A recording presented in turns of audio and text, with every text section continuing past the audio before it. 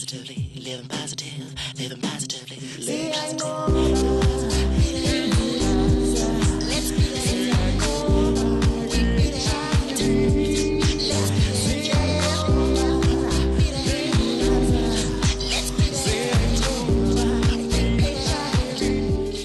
Molweni, namkelekile kuSiyayinqoba beat it.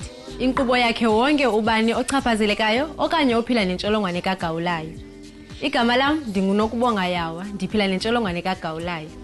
Kweli lizwe loMzantsi Afrika, umntwana oyintombazana omnye kwabathathu uye akhulelwe engekayidibanisi i-20 years.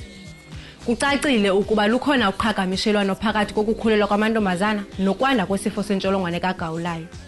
Xa abantu bethe abasebenzisa sikhuseli. Maske sidibane noNunu intatheli yethu eGauteng xa ithetha nentombazana enomntwana.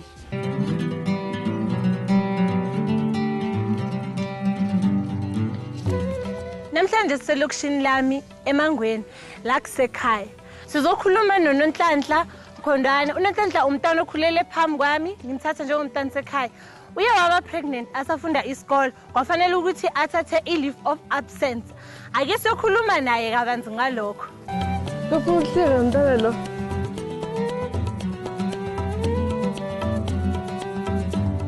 Oh, ngibe pregnant last year April. Ngaleso sikhathi leso boneminyaka emingaki? Being 16 years old. And then ngaleso sikhathi leso bowazi yini into boyazi ngama condom, ukupreka, isex, yini nje into information bonayo? Bebangitshela ukuthi ngiyopreventa. And so manje ngabona ngathi bathi bangitshela ukuthi prevention iyanonisana.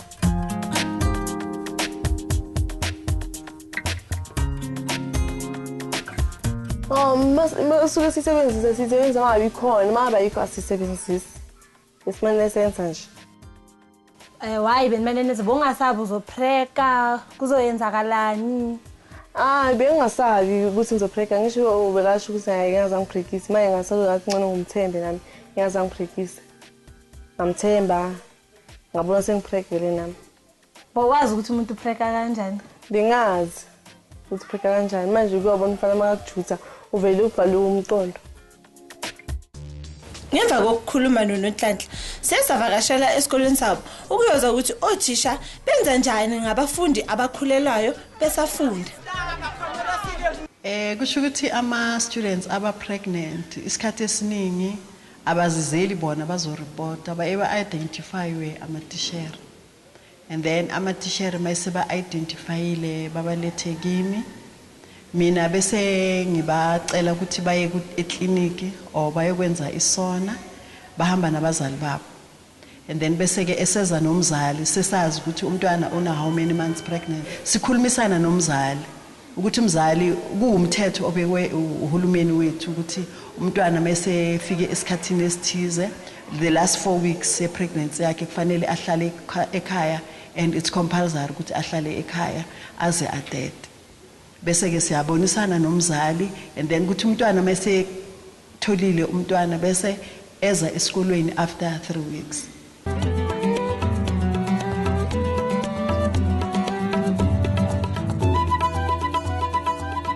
So ufundeni wena ekubeni pregnant kwakho? Ukuthi awukho right kuba nomntwana semncane nokuphaphela izinto ezikude nawe. Kumele ngiphaphele izinto ezikude nawe ngoba zokucaka phambili. Ngathi mina ba abstain or bayuse i-condom. Mina ngisine ukuthi nje umama mongicedayo.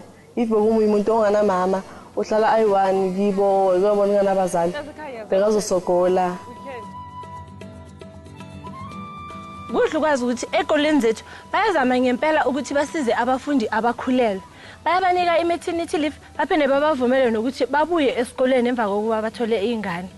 Ongifundile kuloko ukuthi kuzima kakhulu ukuthi ube nengane ezincane kanti nawe usese ingane yesikolo.